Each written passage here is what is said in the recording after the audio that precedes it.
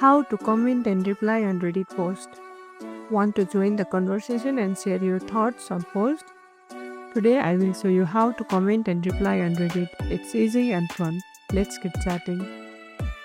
First things first, go to www.reddit.com and log into your account. Now, browse your favorite subreddit or Reddit homepage and pick a post you want to comment on. Now, scroll down to the bottom of the post and click add a comment or the comment box. Type your message, share your opinion, ask a question, or just say hi. Once you're happy, click comment to post it publicly.